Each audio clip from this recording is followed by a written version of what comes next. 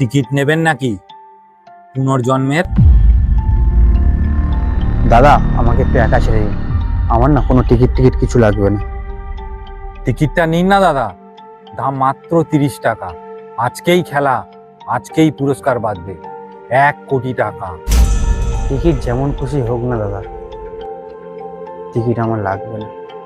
আরে দাদা, আমি আপনাকে গ্যারেন্টি দিচ্ছি 1 কোটি টাকা বাঁধবেই বাঁধবে আপনার। প্লিজ দাদা, কেন আমাকে বিরক্ত করছেন? আমাকে একটু একা ছেড়ে দিন না। আমার টিকিট টিকিট কিছুই লাগবে না। আরে দাদা, আমরা এই পৃথিবীতে আসিও একা আর যাবও একা। একাকিত্বতেই আমাদের জীবন কেটে যায়। কি এমন সমস্যা আপনার যে আপনি এত বিরক্ত হচ্ছেন?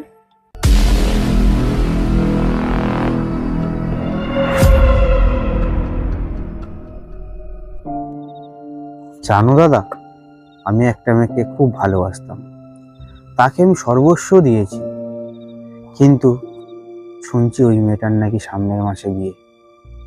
জানো দাদা, আমরা কোনো মেয়েকে যদি মন থেকে ভালোবাসি না, ভালোবাসে এতটাই লিপ্ত হয়ে পড়ি, কোনটা ভালো কোনটা খারাপ কিছুই বুঝতে পারি না। এই দেখো না দাদা, আমার 10 বছরের ভালোবাসা আমাকে ছেড়ে চলে গেল। তাই আমি এখানে মরতে এসেছিলাম, কিন্তু কোনো মতেই তুমি আমাকে মরতে দিচ্ছ না। আরে দাদা, ছাড়ুন না ওইসব কথা। এই দেখুন, লটারির টিকিট, পুনর্জন্ম কোম্পানির, দাম মাত্র 30 টাকা।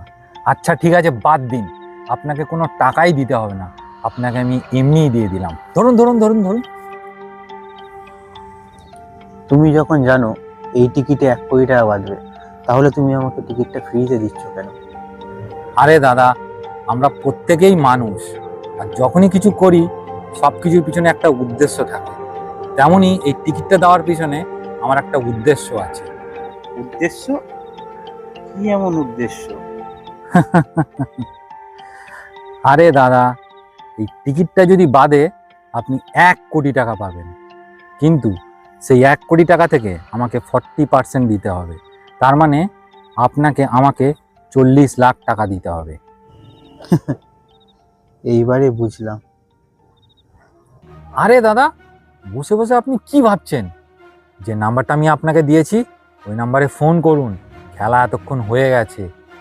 আর হ্যাঁ, যখন ফোন করবেন তখন বলবেন টিকিটটা আমি শান্তনুদা ডিলার্সের কাছ থেকে নিয়েছি। আরে দাদা, আপনি বসে বসে কি ভাবছেন? যে নাম্বারটা আমি আপনাকে দিয়েছি, ফোন করুন।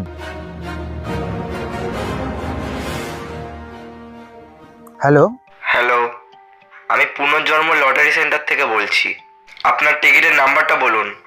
89078884। আরে দাদা, মিষ্টি খাওয়ান, আপনি পুরো 1 কোটি টাকা জিতেছেন। আচ্ছা দাদা, আপনি টিকিটটা কোথা থেকে নিয়েছেন? দাদা, আমি গড়িয়া স্টেশন নতুন দিয়ারা শান্তনুদা ডিলারের কাছ থেকে নিয়েছি। শান্তনুদা ডিলার্স? আপনি ওনার কাছ থেকে কিভাবে টিকিটটা পেলেন? আচ্ছা, যাই হোক, খুব ভালো মানুষ ছিলেন উনি। ওনার মায়ের চিকিৎসার জন্য 40 লাখ টাকা দরকার ছিল, সেটা উনি জোগাড় করতে পারেননি বলে আজ সকালেই সুইসাইড করেছেন। কি উল্টো পাল্টা বলছে? উনি তো আমার পাশেই বসে।